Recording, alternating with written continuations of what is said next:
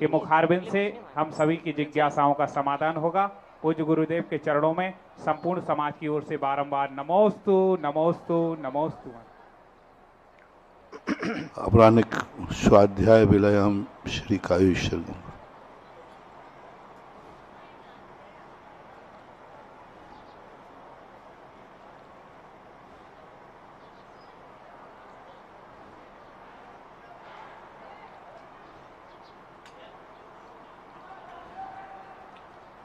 तथा जैन आग्रह से पूछती हैं, नमोस्तु महाराज जी, जब मैं कोई व्रत आदि व्यक्ति हूँ तो अगले दिन क्या खाना है ऐसा भाव आता है, और जैसे ही व्रत में खत्म हो जाता है तो ऐसी कोई इच्छा नहीं होती कि मुझे क्या खाना है, भूख लगती है तो भाव आता है, मगर ऐसा भूल जाते हैं फिर बाद में। मगर रात्रि में और इस प्रकार से भाव आता है तो हमें क्या करना चाहिए? गृहस्थ को साधक कहा नहीं कहा, उपासक कहा। गृहस्थ की हर साधना अभ्यास के रूप में है, और जब वो अभ्यास करता है तो इस प्रकार के परिणाम आना नहीं चाहिए, लेकिन आ जाते हैं। कोई बात नहीं, जितना कंट्रोल कर सकते हो उतना करो। कम से कम तुम्हें ये महसूस तो हुआ कि ऐसा मुझे नहीं करना चाहिए, ऐसी इच्छा नहीं होना चाहिए। यह एहसास होना ही बता रहा है कि आगे धीरे धीरे करके यह भी छूट जाएगा। शुभम जैन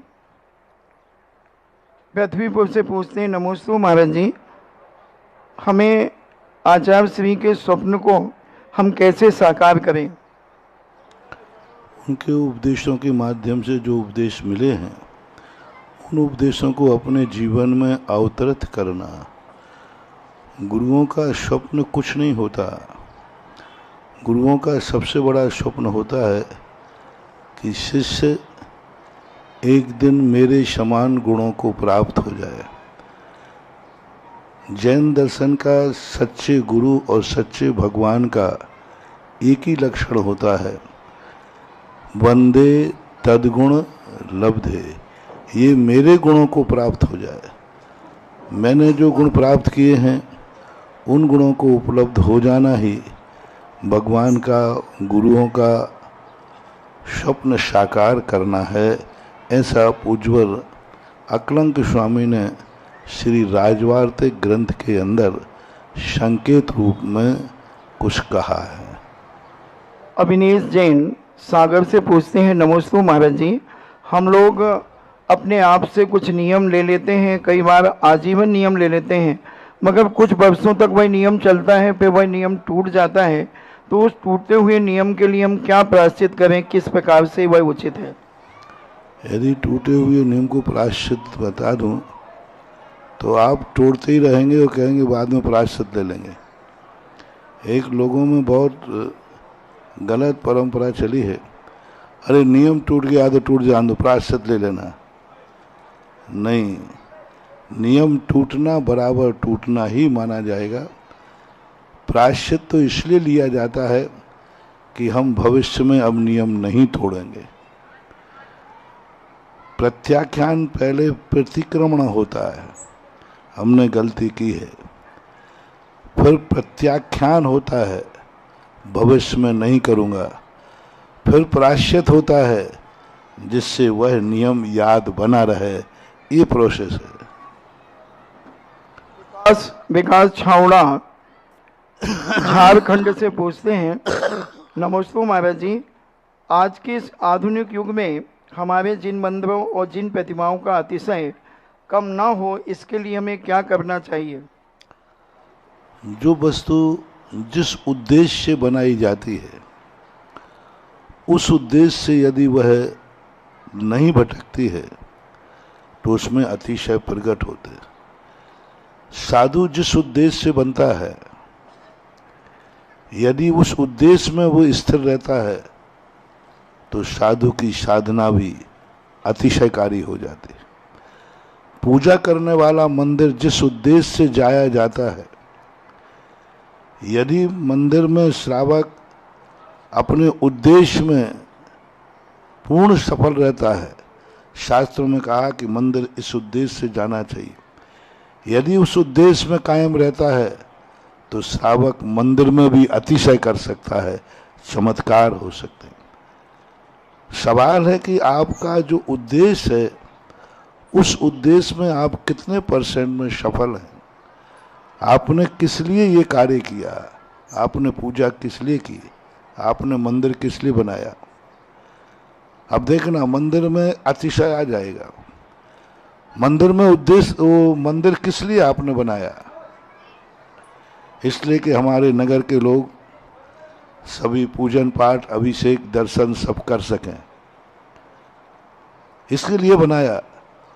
और यदि इस उद्देश्य में आपका पूरा नगर सफल है, 100% लोग अभिषेक करते हैं, 100% लोग बिना दर्शन पूजन के भोजन नहीं करते हैं, तो मंदिर में अतिशय ही अतिशय बरसेगा। अब मंदिर बनाया है गंधोदक के लिए, भगवान की मूर्ति बैठा ली है गंधोदक के लिए, कि भगवान का गंधोदक हमें प्रतिदिन मिलता रहे। अब कितने % में लोग अतिशय अभिषेक करते हैं, उतने % में अतिशय हो जाएगा, उतने % में हो जाएगा। 100% अतिशय करिए और 6 महीने बाद आप खुद कहेंगे हमारे मंदिर में, हमारी मूर्ति में अतिशय है। मैं क्या कर रहा हूँ? लोग कहते महाराज ये क्या हो जाता है, आपके जाने के बाद वही मंदिर में अतिशय हो जाता है। मैं कुछ नहीं करता हूँ, ना परिवार कोई मंत्र है ना तंत्र है, बस उस मंदिर में नमोस्तु करने वाले, अभिषेक करने वाले बढ़ा देता हूँ, मंदिर का अतिशय बढ़ जाता है। आप बढ़ाइए। कॉलोनी में यदि मान लो 200 लोग घर रहते हैं, 500 लोग रहते हैं, 250 पुरुष है, आप 250 लोग प्रतिदिन अभिषेक करिए, 6 महीने बाद आप खुद देखेंगे कि आपकी मूर्ति में अतिशय आ जाएगा। महिलाएं जो रहती हैं, नियम करें हम 100% महिलाएं प्रतिदिन पूजन करेंगे, शाम को मंदिर में जाकर आरती करेंगे। देखो मंदिर में कैसे अतिशय नहीं था। उद्देश्य अतिशय करने का, चमत्कार करने का मूल मंत्र है उद्देश्य। यह क्रिया किस उद्देश्य से की जा रही है, क्या आप उस उद्देश्य में सफल हैं? सामायिक में अतिशय हो जाएगा। सामायिक का उद्देश्य क्या है? क्या उद्देश्य है? शाबद निवृत्ति। यदि आप मन वचन काय से सामायिक में शाबद से निवृत्ति है, 6 महीने बाद वो सामायिक में अतिशय आ जाएगा। ईर्ष्या समिति का उद्देश्य क्या है? देख के चलना, कोई जीव मेरे पैर से न मर जाए। और आप उस उद्देश्य में सफल हैं। आप जहां पैर रखेंगे, एक दिन ऐसा आ जाएगा कि अनायास चींटी पर पैर पड़ेगा, लेकिन पैर उठेगा, चींटी उसके नीचे जिंदा मिलेगी। क्यों? आपने उद्देश्य, हमने कभी उद्देश्य से च्युत नहीं हुए। देख के चलने का उद्देश्य है, देख के चलो। खाने का उद्देश्य है, यदि हमने अच्छी तरह से ईष्णा समिति से मन वचन काय से नियम लिया कि मैं कभी अभक्ष नहीं खाऊंगा, आपकी अंजलि में सिद्धि हो जाएगी। उर्दों के छिलके आपकी अंजलि में जाएंगे, वो सटवज भोजन बनना शुरू हो जाएंगे। हर क्रिया का उद्देश्य समझो। पूज्य उमा स्वामी महाराज ने तत्वार सूत्र में सबसे पहले कहा निर्देश, स्वामित्व, साधनाधिकरण, स्थिति, विधानतः। उसमें एक निर्देश शब्द आया है, उसका अर्थ है उद्देश्य। आप ये क्रिया किस उद्देश्य से कर रहे हैं? मूर्ति आपने किस उद्देश्य से बैठा ली है? कितने लोगों के लिए बैठा ली है? आपने एक घर के लिए बैठा लिए तो एक घर से कितने लोगों के लिए मंदिर बन रहा है, उतने % में आपको वहां करना है। अब जितने % में उस उद्देश्य में सफल होंगे, उतना % उन मूर्तियों में अतिशय आता है। ये हर क्रिया में जानना, उद्देश्य को पूरा करो और अतिशय को प्राप्त करो। जिज्ञासा समाधान कार्यक्रम को जिनवाणी चैनल, सुधा कलश चैनल, पुण्योदय आदि चैनलों के माध्यम से देख रहे लाखों लाखों भक्त और यहाँ उपस्थित जन समुदाय की ओर से जगत पूज्य निर्यापक श्रमण तीर्थ चक्रवर्ती मुनिपुंगव श्री सुधा सागर जी महाराज के चरणों में बारंबार नमोस्तु नमोस्तु नमोस्तु। छुल्लक महाराज के चरणों में इच्छामि इच्छामि इच्छामि। इस समय यदि पूरे भारतवर्ष की जैन समाज में यदि किसी समाज की चर्चा है तो बांदकपुर की चर्चा हो रही है। और चर्चा हो भी क्यों ना, क्योंकि जिनकी चर्चा हर एक घर में प्रतिदिन हुआ करती है, ऐसे जगत पूर्ण निर्यापक श्रमण यहां पर विराजित हैं, तो वो चर्चा होना तो स्वाभाविक है। और बांदकपुर वालों ने काम ही ऐसा किया है। महाराज जी, सभी लोग कहते हैं कि कुबेर लगता है कि वैसे है तो सब दिगंबर साधुओं का भक्त, लेकिन वो आपको अपना इष्ट देव मानता है कुबेर इंद्र, क्योंकि आप जहां भी बैठते हैं वहां धन की वर्षा हो जाती है, दानियों की लाइन लग जाती है। तो लगता है कुबेर के इष्ट गुरु तो निर्यापक श्रमण मुनिपुंगव सुधा सागर जी ऋषिराज हैं। और बांदकपुर वालों ने एक इतिहास रच दिया। शहर के लोग भी सोचते हैं कि कभी 2 दिन के सानिध्य में और 1000 से अधिक कलश राशि की दान घोषणा करके इतिहास रचा है। बांदकपुर से एक छोटी सी समाज ने, निश्चित ही प्रेरणादायक है और गुरुदेव की कृपा आप पर बरस रही है। जिज्ञासा समाधान के कार्यक्रम में सर्वप्रथम जिज्ञासा रखेंगी श्रीमती माया जी जैन, और इसके बाद जिज्ञासा के लिए तैयार रहें श्रीमान अभय कुमार जी जैन, मास साहब, बांदकपुर। पूज्य गुरुदेव का मंगल सानिध्य में बांदकपुर में एक ऐतिहासिक मंदिर, क्योंकि पूज्य गुरुदेव के पास वचन सिद्धि है और उन्होंने कह दिया है कि कुंडलपुर का ये प्रवेश द्वार है और जो भी कुंडलपुर तीर्थ के दर्शन करेगा तो जिस दिन बांदकपुर का मंदिर बन गया वो बांदकपुर तीर्थ के ही दर्शन करके जाएगा। जिज्ञासा रखिए। मेरे तीर्थोद्धारक आराध्य गुरुवर सुधा सागर जी महाराज को त्रिवार नमोस्तु नमोस्तु नमोस्तु। छुल्लक जी को इच्छामि इच्छामि इच्छामि।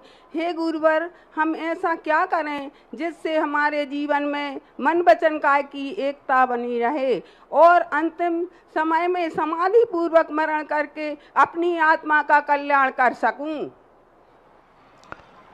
मन वचन काय की एकता के लिए हमेशा सहज और सरल होना अनिवार्य।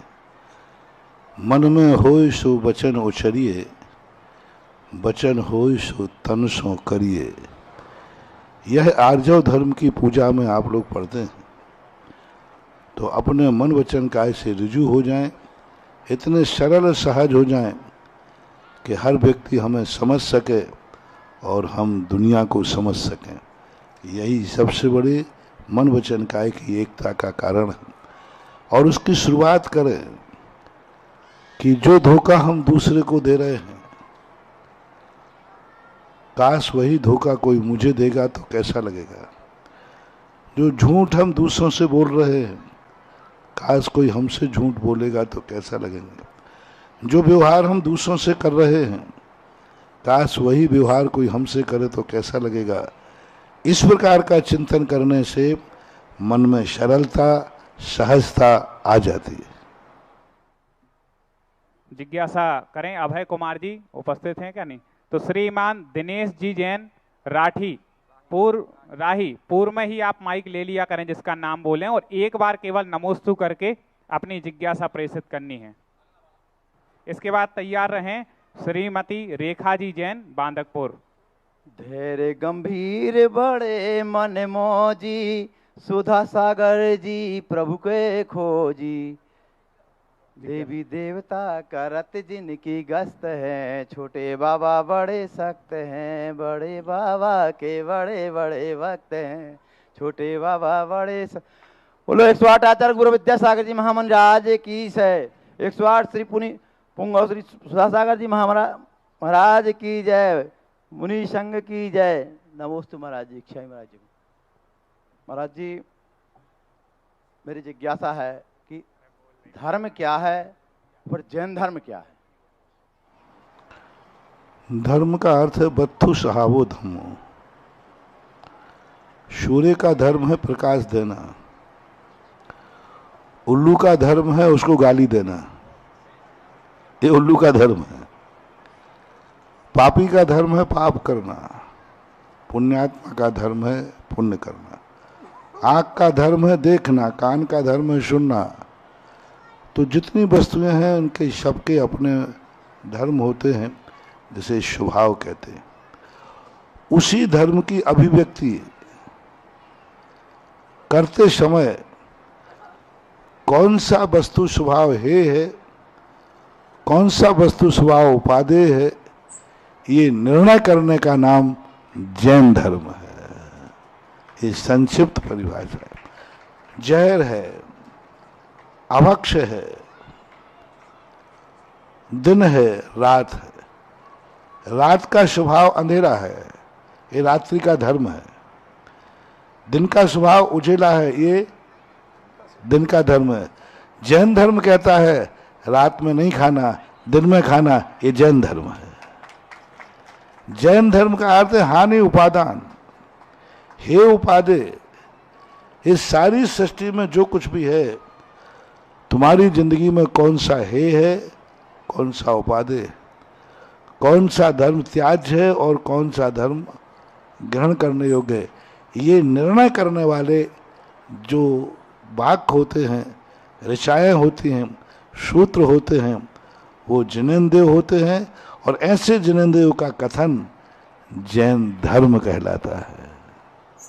जिज्ञासा करें श्रीमती रेखा जी जैन, और इसके बाद तैयार रहें शांति नगर दिगंबर जैन समिति जबलपुर के सभी पदाधिकारी। हम आराध्य गुरुदेव सुधा सागर जी महाराज के श्री चरणों में नमोस्तु नमोस्तु नमोस्तु, शुल्लक त्रय की चरणों में इच्छामि इच्छामि इच्छामि। हे गुरुदेव, जो अष्ट द्रव्य चढ़ाते हैं तो जिनवाणी में कुछ और द्रव्य लिखी रहती हैं और हम वो नहीं चढ़ाते, तो उसको चढ़ाने का हमको कितना पुण्य लगता है या झूठ बोलने का पाप लगता है? जो लिखा है वो तुमने नहीं लिखा, वहां पर लिखने वाले ने सबको संचय करके लिखा है। 12 राशियां होती हैं, 7 अरब की जनता 12 राशियों में आती है और पेपर में 4 लाइनों में लिखा रहता है आज की राशि का भविष्य। अब 7 अरब की जनता को 12 राशियों में बांटोगे तो कितने पड़ गए? 70-80 करोड़ एक बार। अब 70 करोड़ लोगों के भाग्य कितने में लिखा गया? 4 लाइन का फलानी राशि के आज का फल। तो ये औसत कहलाता है, लिखने वाला लिख देता है। लेकिन तुम्हारे लिए दोष इसलिए नहीं लगता क्योंकि तुम वहां पर तात्कालिक विवेक से, तात्कालिक परिणति से, अपनी शक्ति से विचार करते हैं। लिखने वाले ने संपूर्ण देवों की, लिखने वाले के पास चक्रवर्ती भी था, वो भी पूजा करेगा। लिखने वाले के पास एक गरीब आदमी भी था, वो भी पूजा करेगा। लिखने वाले के पास एक बालक भी पूजा करेगा और एक बड़ा भी करेगा। तो उन सबको संचय करके लिखा गया।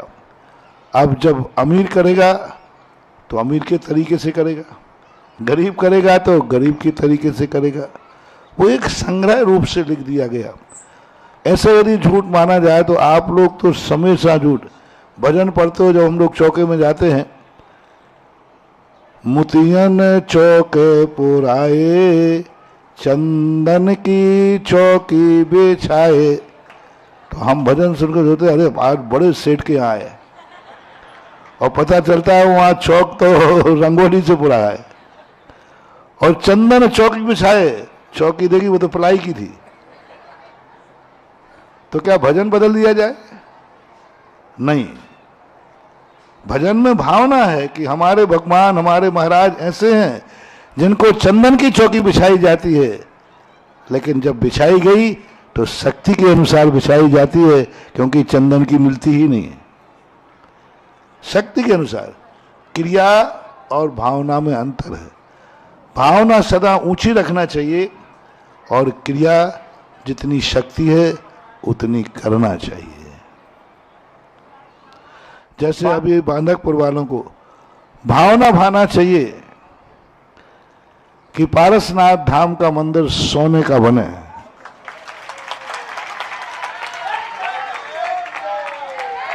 हर व्यक्ति भावना भाई, कैसा मंदिर बनाना चाहते हो?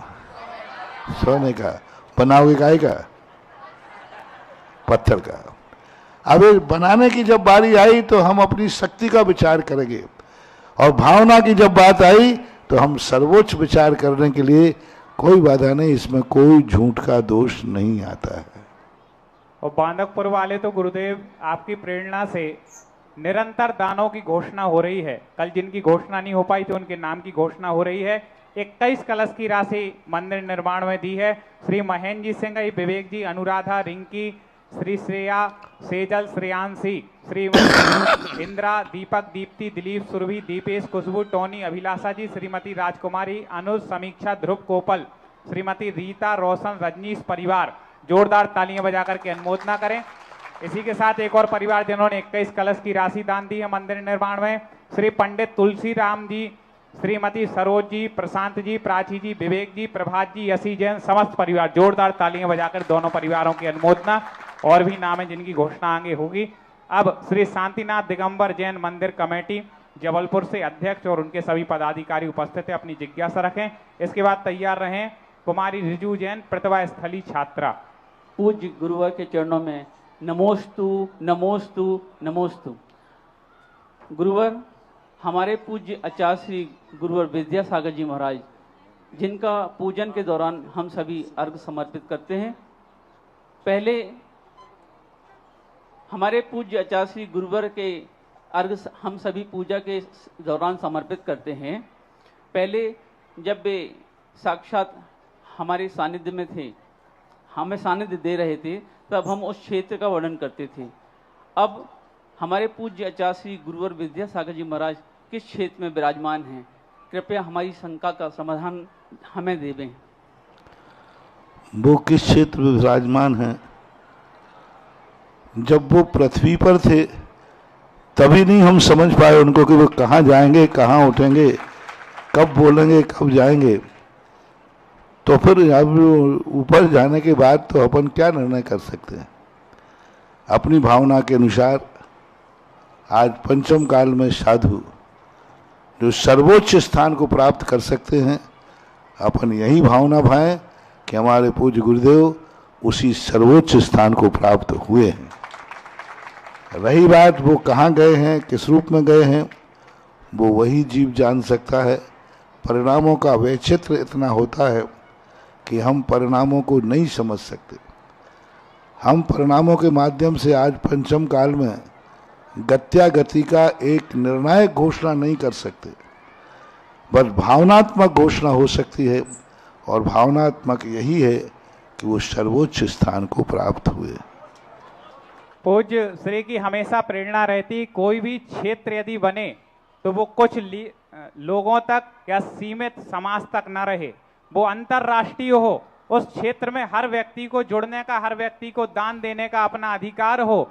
यही भावना बांदकपुर क्षेत्र के लिए गुरुदेव ने भाई और आशीर्वाद दिया कि बांदकपुर के लोग, आसपास के लोग तो इसमें बढ़ चढ़ के हिस्सा ले ही रहे हैं, लेकिन कोई भी पूरे देश से कोई भी भक्त या बांदकपुर से कोई व्यक्ति जुड़ा हो, बाहर रहने लगा हो, उसकी भी भावना बने तो मात्र कुछ ही शेष रह गए हैं जो सौभाग्य आपको मिल सकते हैं। बाकी सब सौभाग्य लोगों ने ले लिए हैं। अभी मुख्य द्वार जो कि 51 कलश की राशि से निर्मित होगा और एक कुंडलपुर का द्वार बांदकपुर बनने जा रहा है, इसका मुख्य द्वार कौन सौभाग्यशाली बनाएगा वो अपने नाम यहाँ की समिति तक भेज सकते हैं। नवीन डुप्लेक्स जिसकी राशि 51 कलश की निर्धारित है, साथ ही साथ बेदी, उसमें मूर्ति भी आपकी हुई होगी 4 फीट 25 इंच की फीट की, जिसमें 51 कलश की राशि निर्धारित है, जिसमें मूर्ति और बेदी आपकी होगी। वो सौभाग्य भी आप प्राप्त कर सकते हैं।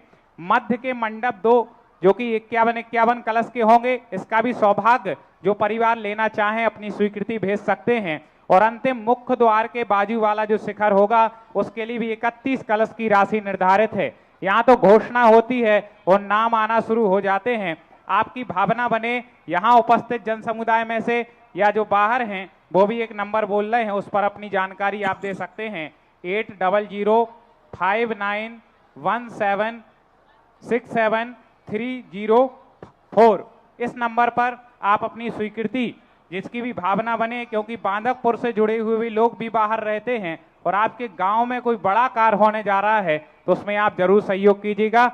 जिज्ञासा रखें कुमारी रिजू जैन प्रतिभा स्थली छात्रा। इसके बाद जिज्ञासा के लिए तैयार रहें श्री संत सुधा सागर इंटरनेशनल स्कूल सिरोंज के जितने पदाधिकारीगण हैं मिलकर एक जिज्ञासा रखेंगे। महाराज जी के चरणों में त्रिवार नमोस्तु, छोलक जी के चरणों में इच्छामी। महर्षि, मेरा प्रश्न मेरी जिज्ञासा है कि माँ डांटती है तो मुझे गुस्सा आता है, तो मैं अपने गुस्से को कैसे कंट्रोल करूं? ये सोचना चाहिए कि वो माँ है, हमारे हित के लिए ही डांट रही है। अपने माँ, अपने गुरु, इनकी डांट के समय यदि हमें खुशी होने लग जाए, समझ लेना तुम्हारा सगुन हो गया, बहुत अच्छा होने वाला है। जब भी बड़े लोग डांटें, कोई अपनी कमी निकालें, तो हमें एक अंदर खुशी होना चाहिए कि बड़े लोगों की दृष्टि मेरे ऊपर है, आज मुझे डांट दिया। सही बात ये होती है, आशीर्वाद मिलते समय उतनी खुशी नहीं होती जिसकी होनहार अच्छी है, जिसका भविष्य बहुत अच्छा है। उसके लिए मैं एक बहुत बड़ा मोटिवेशन दे रहा हूँ। यदि आप स्कूल में पढ़ते हैं, पढ़ते समय यदि आपको किसी दिन मास्टर ने एक थप्पड़ मार दिया, डांट दिया, और तुम्हारे अंदर आ गया मैं कितना भाग्यशाली हूँ कि गुरुजी की दृष्टि मेरे पर है, मुझे सुधारना चाहते हैं, मेरा भविष्य अच्छा बनाना चाहते हैं, मैं धन्य हो गया, समझ लेना अगली साल तुम्हारे बहुत अच्छे नंबर आएंगे। माँ बाप भी जब डांटते हैं तो खुशी होना चाहिए। गुरु जब दोष निकालता है और डांटता है तो शिष्य को इतना आनंद आता है कि मैं कितना भाग्यशाली हूँ कि मेरी गलती पर मेरे गुरु की दृष्टि है। तो इससे उल्टा करिए, आज से जब वो डांटे तुरंत उसके पैर पड़ लेना, तुम्हारे लिए बहुत अच्छा हो जाएगा। वर्तमान में गुरुजी बहुत से लोग कहते हैं कि जैन समाज को शिक्षा के क्षेत्र में काम करना चाहिए, और मैं आपको बता दूं, चाहे धार्मिक शिक्षा हो चाहे लौकिक शिक्षा हो, यदि जैन समाज में शिक्षा के लिए कोई कार्य यदि संत कर रहे हैं तो निर्यापक श्रमण मुनि पुंगव सुधा सागर जी महाराज हैं। क्योंकि जहां जैन धर्म की शिक्षा के लिए श्रमण संस्कृति संस्थान सांगानेरो, खनिया दाना, बालिका छात्रावास आदि छात्रावास खुले हों, वहीं संत सुधा सागर पब्लिक स्कूल के नाम से अनेकों स्थानों पर स्कूल चल रहे हैं जिनमें लौकिक शिक्षा भी धार्मिक संस्कारों के साथ दी जा रही है। ऐसी सिरोंज के स्कूल जो निरंतर प्रगति पर है, वहां के कुछ पदाधिकारी अपनी जिज्ञासा रखें। इसके बाद तैयार रहें श्रीमती संतोष रानी डबुलिया जी। नमोस्तु महाराष्ट्री। महाराष्ट्री के चरणों में इच्छामी। महाराष्ट्री, हम बहुत सारे प्रकल्प शुरू करते हैं सामाजिक रूप से, जैसे स्कूल का एक एग्जाम्पल है, हमने आपके आशीर्वाद से ही वो शुरू किया है। इस प्रकार से हॉस्पिटल भी शुरू होते हैं और भी कई प्रकल्प होते हैं जो सामाजिक सेवा या समाज सेवा के रूप में हम स्थापित करने का प्रयास करते हैं। पर कहीं ना कहीं मैं ये देखता हूं कि समाज ही उन प्रकल्पों पर विश्वास नहीं करती। तो क्या उन्हें उन प्रकल्पों पर विश्वास नहीं है या हमारे मुनि के शब्दों पर विश्वास नहीं है? कृपया समाधान दीजिए। उसके दो कारण होते हैं। मुनि के शब्दों पर अविश्वास का सवाल ही नहीं, संस्था के ऊपर भी कोई अविश्वास नहीं है। जो उसका मैनेजमेंट होता है, कमेटियां होती हैं, या तो उनसे उनका द्वेष भाव होता है, ये कितनी अच्छा कार्य कर ले मैं इसका विरोध करूंगा, उस द्वेष के कारण से वो समर्थन नहीं कर पाते, अथवा मैनेजमेंट इतना गंदा होता है कि समाज उस पर विश्वास नहीं कर पाते। दो कारण होते हैं। कई बार कमेटी में गंदे लोग आ जाते, अच्छे लोग नहीं आते, लोग विश्वास नहीं कर पाते। और कई बार कितनी अच्छा कार्य करो, सामने वाले की कसाई इतनी तीव्र होती है तो कितनी अच्छा कर देना मैं समर्थन ही नहीं करूंगा। मीटिंग में अक्सर कर होता है, एक व्यक्ति बोलने के लिए खड़ा हुआ, मैं समाज से कुछ कहना चाहता हूं, दूसरा कहता है मेरा विरोध है। अरे भाई पहले कहने तो दो। बोले क्या कहना, तुम जो भी कहोगे उसका मेरा तो ऐसे ही होता है। तो लोगों की भावना होती है, अपन उनका विश्वास जीते। और समाज से मेरा कहना है, अपनी अच्छी संस्थाएं हैं उनमें कसाय भाव छोड़ करके उन संस्थाओं को संबल दो। वो आपके हित के लिए बनाई गई है, आपके बच्चों के संरक्षण के लिए बनाई गई है। कहीं जैन स्कूल खुला है तो जैनियों को कम से कम अपने बच्चे वहां भेजना चाहिए, क्योंकि वहां जाकर के कम से कम वो अंडे को शाकाहार तो होता है ये तो नहीं सीखेंगे, गलत आचरण तो नहीं रहेंगे। तुम्हारी कसाई के कारण बच्चे की जिंदगी क्यों बिगाड़ते हो?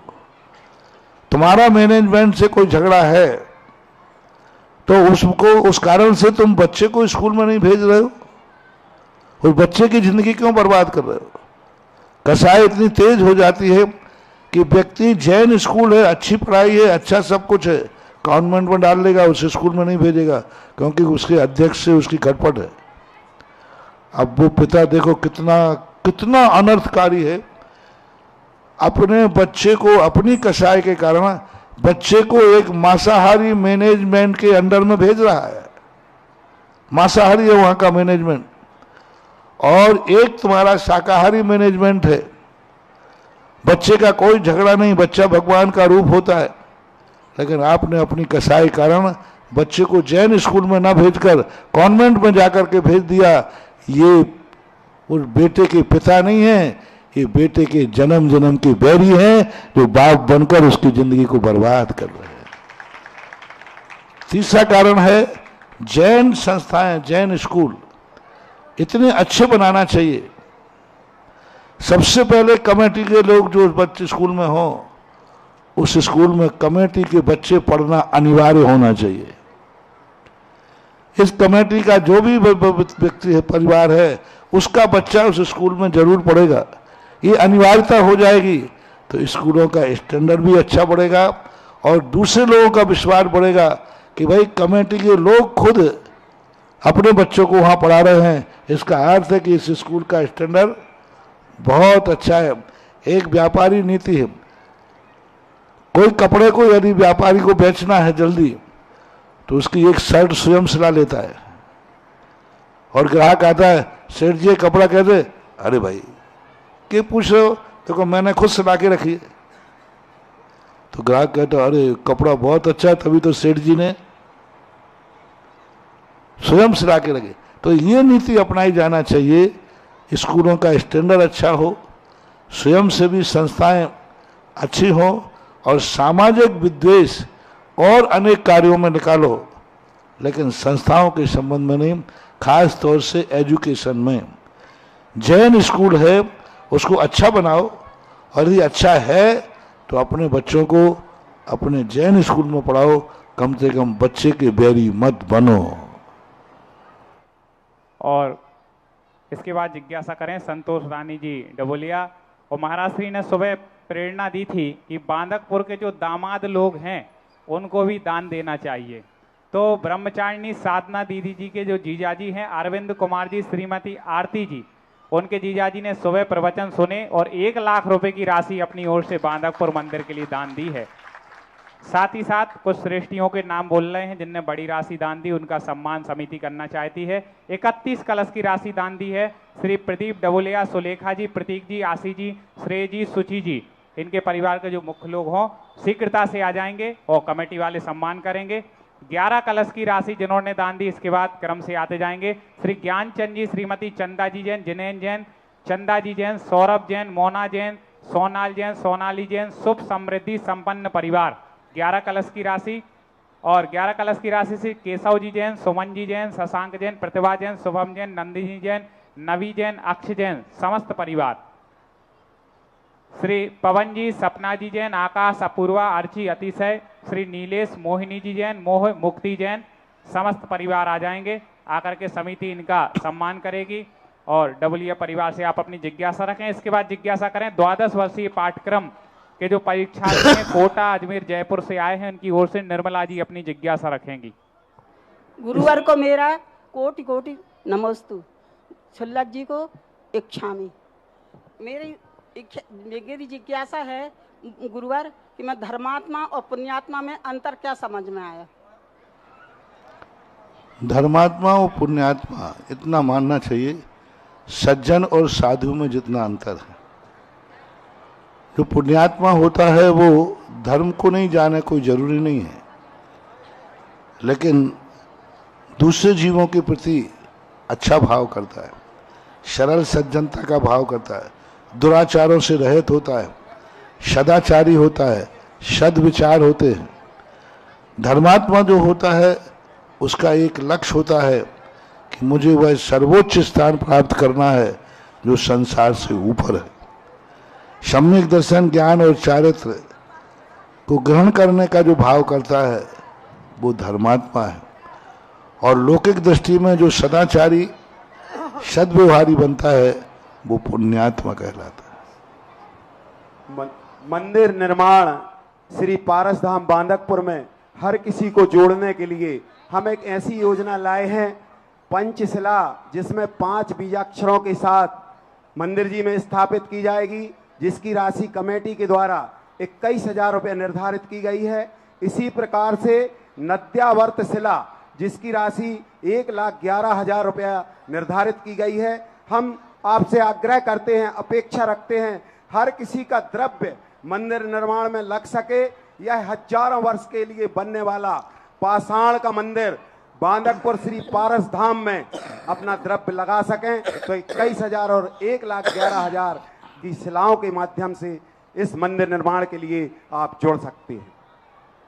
और महाराज श्री कहते हैं कि जिनको मंदिर की एनर्जी, ऊर्जा चाहिए है, वो अपनी शिला जरूर अपने परिवार की ओर से स्थापित करें।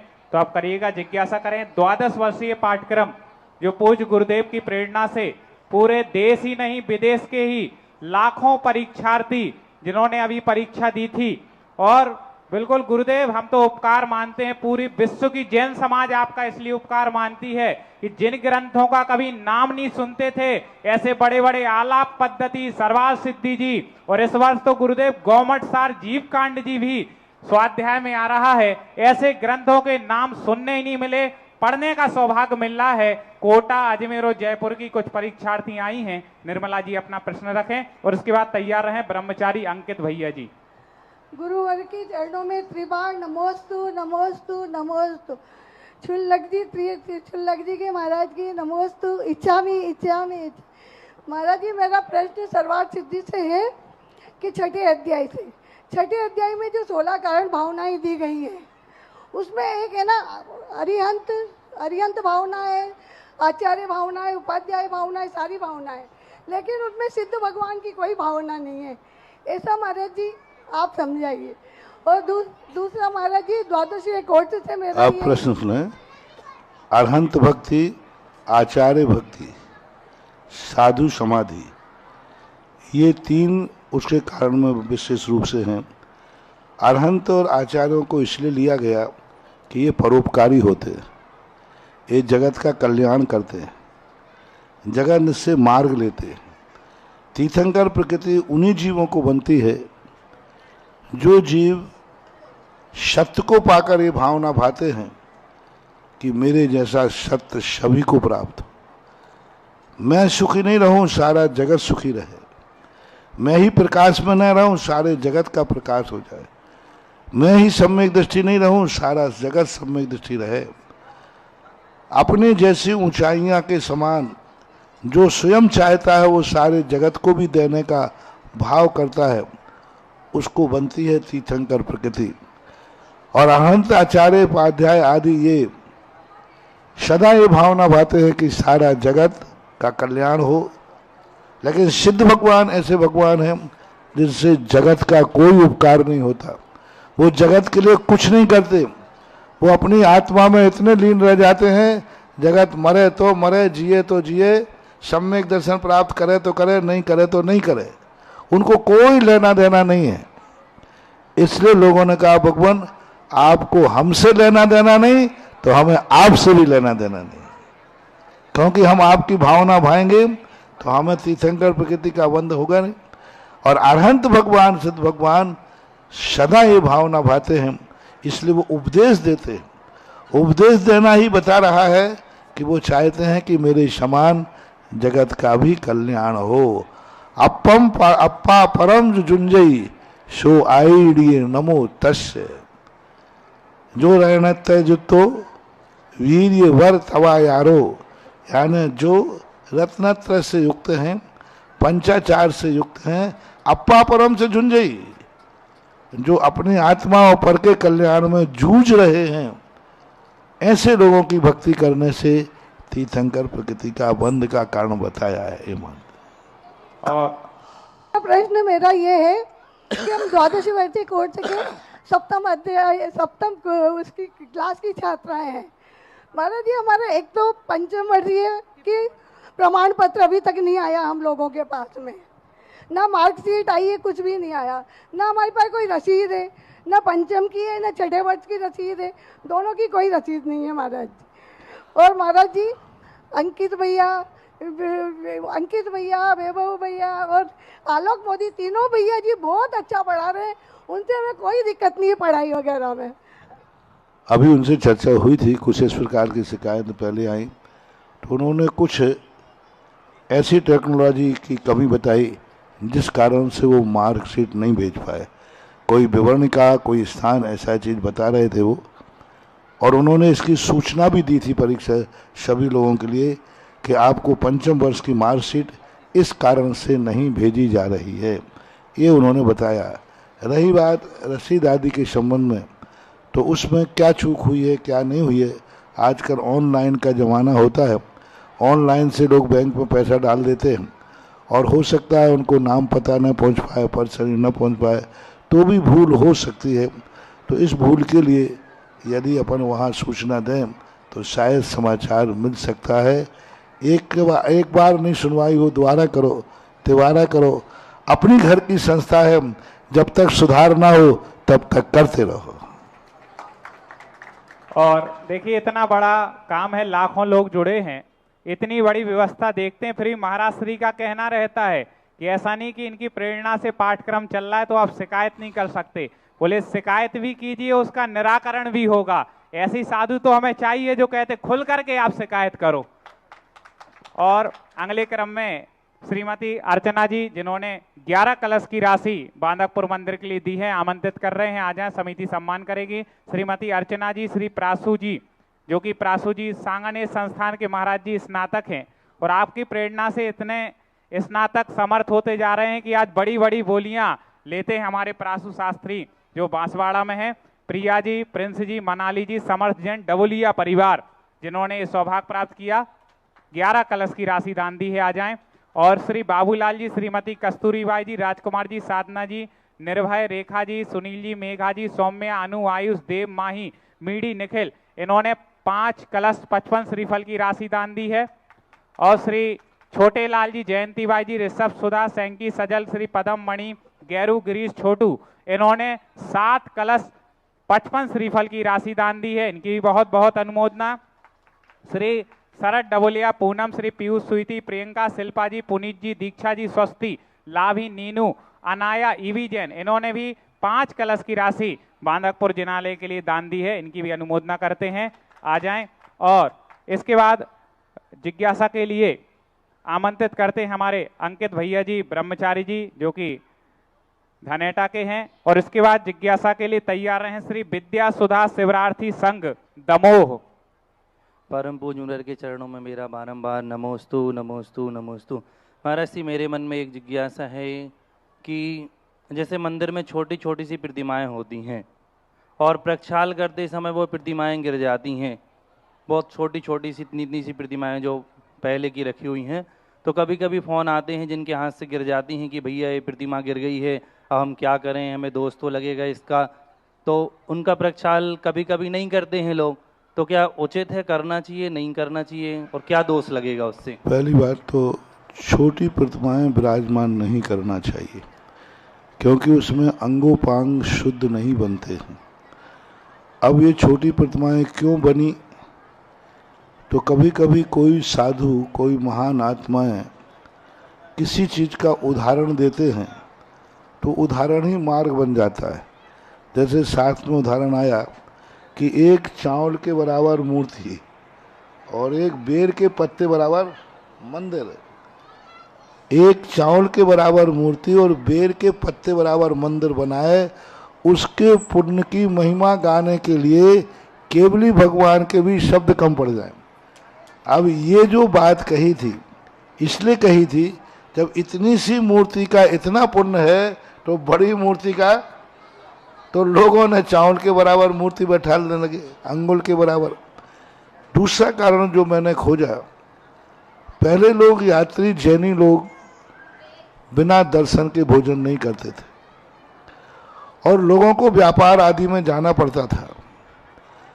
ये खोज मुझे मिली पंडित आशा दर्जी के साकार धर्मामृत में प्रतिष्ठा पाठ में मिली। चल और अचल प्रतिमाएं, दो प्रकार की प्रतिमाएं। तो चल प्रतिमाएं बनाई जाती थी कि ग्रस्त लोग उनको सम्मान के साथ यात्रा पे ले जाते थे। अब जैसे शिखर जी की यात्रा करेंगे या व्यापार को जाएंगे तो छोटी सी मूर्ति है, एक डिब्बे में रख ली और जाकर के यात्रा पर या व्यापार के लिए जाते थे और उसको सुबह रख करके दर्शन पूजन करके फिर रख लेते थे। तो अनेक लोग गांव में 100-100 200 परिवार हैं, तो वो मूर्तियां उस चल मूर्ति के रूप में स्थापित की गई। उस समय पंडित जी आशाधर जी साहब के 12वीं शताब्दी में हुए। उनसे मेरा अनुमान लगाया, स्पष्ट नहीं है। कई छोटी सी मूर्तियां कमल के आकार में मिली, शिखर बंद कर लो ऊपर, जैसा ऊपर पैच लग जाता है, तो वो यात्रा के लिए रखते थे।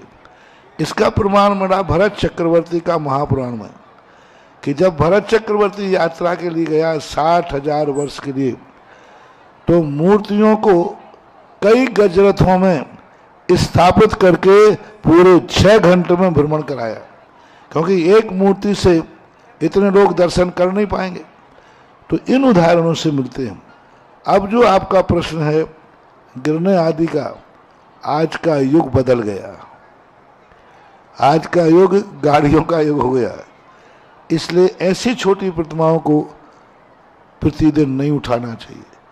किसी भी शास्त्र में प्रत्येक मूर्ति का अभिषेक प्रतिदिन होना चाहिए, ऐसा कोई नियम नहीं है, कर भी नहीं सकते। ऐसी छोटी मूर्तियों को एक कांच का बॉक्स बनाकर उनको रख देना चाहिए। प्रतिदिन मार्जन करना, अभिषेक करना नहीं होना चाहिए। कभी दशलाक्षण पर्व आदि में, कोई महोत्सव आदि में उनको एक साथ निकालकर अभिषेक मार्जन कर देना चाहिए। यही इसका उपाय है। बाकी गिरने से तो नहीं बचा सकते, क्योंकि छोटी मूर्ति होती, 100 बार में एक बार चूक हो जाती। शास्त्रों में ये लिखा है कि मूर्ति यदि जमीन में गिर जाती है तो उसकी पुनः प्रतिष्ठा है। जमीन में गिर जाए तो पुनः प्रतिष्ठा बताई गई है। तो आगम तो यही कहता है, बाकी अब यही है कि थोड़ी बहुत शुद्धि करके विराजमान कर देना चाहिए। और महाराज श्री की प्रेरणा से सभी शिविरार्थी अभी तक जो जब से शिविर शुरू हुआ है उनका शिविरार्थी संघ बनाओ। महाराज जी इतने उत्साहित रहते शिविरार्थी संघ, हम देखते हैं अनेक गांवों में, शहरों में हर महीने 15 दिन में सामूहिक रूप से धार्मिक आयोजन करते हुए धर्म ध्यान कर रहे हैं। ऐसे हमारा दमोह का शिविरार्थी संघ अपनी जिज्ञासा रख रहा है। उससे पूर्व महाराज जी कर्नाटक से आज आपके भक्त यहाँ पर उपस्थित हुए थे। श्री अलका नागेंद्र अक्षय अभय अनका वेदिका पद्मश्री अरहन संबर आर्या श्री जया वर्धमान ज्वेलर्स निवाड़ी कर्नाटक, इन्होंने शासनोदय तीर्थ हनुमान ताल में असीम कालीन भक्तांबर के लिए चांदी के दान, मारने के दान की घोषणा आपके दर्शन के पश्चात की है। कर्नाटक से इतनी दूर चल करके आए थे भक्त। जिज्ञासा करें विद्या सुधा शिविरार्थी संघ। इसके बाद तैयार हैं श्री नीलेश जी जैन बुढ़ार। नमोस्तु महाराज श्री, नमोस्तु महाराज श्री, नमोस्तु महाराज श्री। सभी विद्या सुधा शिविरार्थी संघ की तरफ से नमोस्तु नमोस्तु नमोस्तु महाराज श्री। आज हम सभी शिविरार्थी दमोह से बाइक से आप पूरे संघ को आमंत्रित करने, श्रीफल भेंट करने आए हैं। महाराज जी इस अवसर पर जितने भी शिविरार्थी थे सभी को एक ऐसी सुखद अनुभूति हुई है कि सभी लोगों का ये कहना है कि आज हमें फिर ऐसा लग रहा है कि हम जैसे शिविर में पहुंच गए हों। तो सभी के लिए महाराज जी आज बहुत सौभाग्य का दिन है। सभी ने ऐसा अनुभव किया कि फिर से शिविर में आ गए हैं। महाराज जी हम सभी की जिज्ञासा ये है कि हम अपने आप को शिविर में जो भी हमने अपने संस्कार प्राप्त किए हैं, कहीं ना कहीं सामाजिक रूप से उन संस्कारों से कहीं ना कहीं थोड़ा सा परेशानी रहती है, तो उनमें कैसे दृढ़ता लाएं और कैसे उस चीज़ को आगे बढ़ा सकें, इसके संबंध में। देखो, हम कितना कर पाते हैं वो हमारी शक्ति है, लेकिन हमें यह फीलिंग, जैसे हमने प्रथम शंका में कहा था कि हम पूरा नहीं कर पा रहे हैं, उसकी दृष्टि भी जाना बहुत बड़ी चीज़ है। शिवरात्रि के बाद शिवरात्रि संघ अपने अपने नगरों में बहुत अच्छी प्रभावना कर रहे हैं, बहुत अच्छे समाचार आ रहे हैं। दमोह है, सागर का शिवरात्रि संघ है, जबलपुर का है, और भोपाल का है, अशोकनगर गुना का है। ये शिवरात्रि संघ बड़े संगठित होकर समाज में बहुत अच्छे अच्छे कार्य कर रहे हैं। 10 लाख क्षण में शिवरात्रि बनते हैं और गर्मियों के दिन में शिवरात्रि संघ शिविर लगाता है, और उसमें बहुत अच्छी भूमिका शिवरात्रि संघ निभा रहे हैं। वस्तुतः 10 दिन का जो उनका अभ्यास होता है, तो उसके लिए समाज को उपलब्धि होना ही चाहिए, और बहुत अच्छे समाज के बीच में बहुत शिवरात्रि संघ की अच्छी रिपोर्ट आ रही है, समाज बहुत अच्छा नाम ले रही है। जिज्ञासा करें जैन समाज के प्रसिद्ध संगीतकार नीलेश जी बुढ़ार, और इसी के साथ जिन्होंने 5 कलश की राशि दी है, संतोष जी, माया जी, सौरभ, निधि, अभिनय, निशी, नवजात शिशु की ओर से भी, और 5 कलश की राशि श्रीमती शीलाबाई जी, नीरज जी, हेमलता, अजय, तनुभा, दीपक, प्रीति, संजय, शुभम, अनमोल, आशी, अभी, छवि परिवार। 5 कलश की राशि श्री दयाचंद जी, श्रीमती चंपी जी, श्री दिनेश जी, विधि जैन, अखिलेश, ऋतु जैन, आरिका जैन, अरिहंत जैन, श्राविका, तुभ्यम जैन। 2.5 कलश की राशि श्रीमती वर्षा, निहाल जैन। 2.5 कलश श्री अनिल जैन, डबोलिया, अनीता जी, आकाश जी, रश्मि जी, अमन जी, मोनिका जी, निराली जी। 1 कलश की राशि श्रीमती आसमा जी, छुल्लक श्री विनय सागर जी महाराज का परिवार, अनुराग जी जैन। समस्त लोग आ जाएं और गुरुदेव का आशीर्वाद प्राप्त करें। इसके बाद तैयार हैं श्री प्रदीप जी जैन, तारादेही। पूज्य श्री के चरणों में नमोस्तु। पूज्य श्री, आपकी प्रेरणा से हजारों युवा चाहे शिविर के माध्यम से हो, चाहे अभिषेक करने के माध्यम से धर्म से जुड़ रहे हैं। एक सामाजिक पीड़ा है गुरुदेव। समाज में युवा नेतृत्व एक तो खड़ा नहीं होता है, और युवा नेतृत्व यदि खड़ा होता है तो बड़ों के साथ सामंजस्य नहीं बन पाता, उनका मार्गदर्शन नहीं मिलता। अच्छे कार्य करता है तो कहीं ना कहीं उसके साथ समस्याएं खड़ी होती हैं। तो समाज में युवा नेतृत्व कैसे खड़ा हो और दोनों के बीच सामंजस्य कैसे बने, मार्गदर्शन करें। इसी सामंजस्य बनाने के लिए हमने शिविर में 8 वर्ष और 80 वर्ष के लिए एक लाइन में बैठा देते हैं।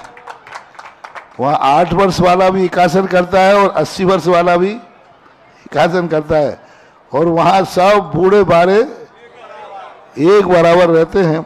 यह करने का प्रयास है, करना चाहिए। बड़े लोगों को, छोटे लोगों की गलतियों को ध्यान न रखकर जितना भी वो कर रहे हैं उतना उनको प्रोत्साहन मिलना चाहिए। श्री प्रदीप जी शास्त्री, तारादेई, जो कि सांगानेर के विद्वान हैं। इसके बाद तैयार रहें कुमारी आस्था जैन।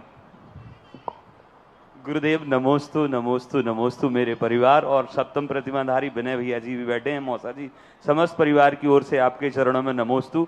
गुरुदेव, जब भी हम आप लोग आपकी सानिध्य में होने वाली संगोष्ठियों में देखते हैं तो रात्रिकालीन जो संगोष्ठियां होती हैं उनमें एक साथ 10 से 12 लोग अपने आलेख बाँचते हैं, और फिर सुबह से फिर आलेख बचते हैं। ऐसे लगभग 20-25 आलेख हो जाते हैं, और आप भी जब उनका समाधान करते हैं तो बिल्कुल क्रम से किसने किस समय कौन सा आलेख बांचा, उसका विषय क्या था, पूरे 25 विषय और 25 विषयों के प्रस्तुत करता एक साथ आपकी स्मृति में रहते हैं।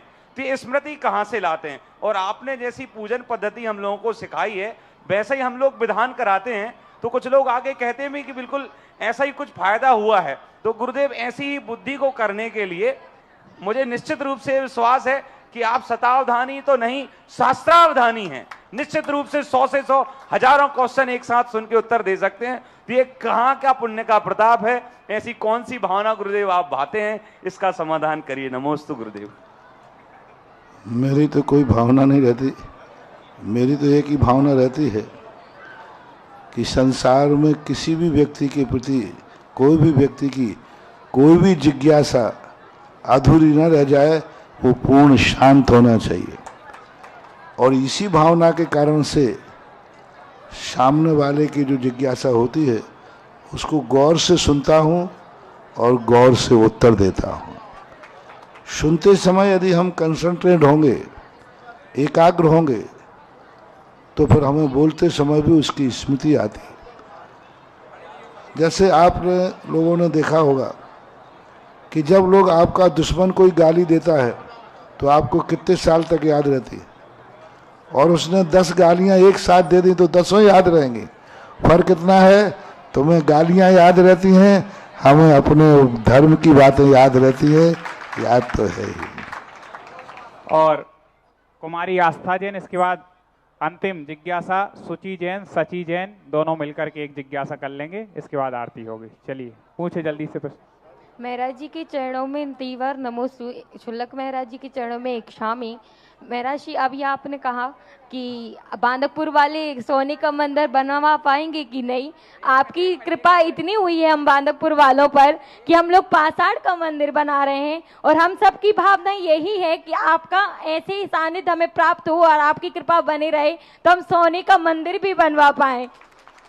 महाराज जी, मेरी जिज्ञासा है कि आपने आज आज एक रावण का प्रसंग बताया था, उसमें रावण ने 16 भव तक उसका पुण्य तेज था, और उसके बाद उसका ऐसा कौन सा कर्म उदय था कि उसने सीता का हरण किया और फिर 7वें नरक सिवाय पहले नरक में आ गया। तो मेरे जी इस जिज्ञासा का समाधान करें। वह भी उसकी भूल थी, और उस सीता के साथ भी उसका भवांतरों से इसी प्रकार की खोट उसकी चल रही थी। तो कोई भी व्यक्ति होता है तो उसके प्रति उसकी अंदर की नीयत होती है, उसकी नीयत ने इस प्रकार की बात कराई, और उसके पुण्य ने जो पुण्य किया है उस नीयत में उसको सफलता प्राप्त कराई। तो इस प्रकार का मानना चाहिए। चले श्रीमती, चलिए। और मुख्य द्वार के लिए देखे कुछ सौभाग्य और बचे। मैं तो कहता हूं कुछ पुण्यशाली जो रह गए होंगे बांदकपुर के, उन्हीं के लिए सौभाग्य है। आप सुन लें, ये सौभाग्य आप प्राप्त मूर्ति के अलावा एक कार्य मिलके भी कर सकते हैं, 2-3 लोग। हाँ, मूर्ति केवल जो 51 कलश की है बेदी मूर्ति वो एक परिवार करे, बाकी 2 भाई मिलकर के, 2 मित्र मिलकर के, 4 लोग मिलकर के भी कर सकते हैं। मुख्य द्वार के लिए 51 कलश की राशि निर्धारित है, जिसको आप अकेले अपने परिवार की ओर से भी कर सकते हैं और अपने मित्र या रिश्तेदारों के साथ मिलकर के कर सकते हैं। नवीन डुप्लेक्स के लिए 51 कलश की राशि निर्धारित है, और महाराज जी ने अभी बताया था मूर्ति स्थापित करने का पुण्य, और मूर्ति और बेदी आपकी तो दोनों स्थापित हो रही है 51 कलश में। कोई छूट गया हो बांदकपुर का परिवार तो ये सौभाग्य अपने हाथ से मत जाने देना। मध्य के मंडप 2 के लिए 51 कलश, और मुख्य द्वार के बाजू वाला शिखर, क्योंकि जो मंदिर के ऊपर शिखर चढ़ाता है भगवान की छत्र छाया उस पर रहती है, और निरंतर वो शिखर की ओर ही प्रगति करता है वो परिवार। 31 कलश की राशि निर्धारित है, आप उसके लिए भी अपनी भावना प्रेषित कीजिएगा, और महाराज जी के ही सानिध्य में अपने नाम की घोषणा करा करके पूज्य गुरुदेव का सुभाषिष प्राप्त कर लीजिएगा। क्योंकि सोचते में तो जिंदगी निकल जाएगी, लेकिन इतने बड़े संत बांदकपुर में आ गए, ये सपना है, ये हकीकत भी है, और इस पुण्य को साथी से पुण्य यदि बनाना हो तो बांदकपुर का एक भी परिवार ना छूटे, और जिसकी सामर्थ्य है वो एक भी व्यक्ति ना छूटे कि अपनी सामर्थ्य से कम दान दे। क्योंकि इनके चरणों में दिया हुआ दान हमने देखा है कि जो देता है 10 लाख और उसको पता नहीं कहां से आ जाते हैं 50 लाख। एक गुरुदेव के सानिध्य में दान देने की महिमा है, तो उसको रखिएगा। चलिए अब आरती के लिए, और यहाँ जो भोजनशाला की टीम है उनकी भी अनुमोदना करते हैं, पूरी आशीर्वाद ले लें। आज जिनके नाम की घोषणा हुई है, आज जिनका सम्मान हुआ है, वो लोग आ जाएंगे नीचे से उनके परिवार जिन्होंने आज जिनका सम्मान हुआ, राशि की घोषणा हुई थी, वो परिवार आ जाए आरती के लिए। सुधा नाम की लूट है, लूट सके तो लूट अंत समय। कल सुबह, कृपया ध्यान दें, कल सुबह भगवान श्री का समोसरण जो नवीन वेदी, अस्थाई वेदी निर्मित की गई है, कल सुबह पूजन अभिषेक के ठीक बाद हमारे प्रतिष्ठाचार्य भैया जी, प्रदीप भैया जी के निर्देशन में और मुनि पुंगव श्री सुधा सागर जी महाराज जी के सानिध्य में पुराना समोसरण नई वेदी पर स्थापित किया जाएगा। अभिषेक पूजन के ठीक बाद हमारे बीच में संजय पारसमणि तेंदुखेड़ा गौशाला के अध्यक्ष हैं, वह भी आकर के महाराज श्री से आशीर्वाद प्राप्त करें। महाराज श्री का 1 सेकंड में ध्यान आकर्षित कराना चाहता हूं।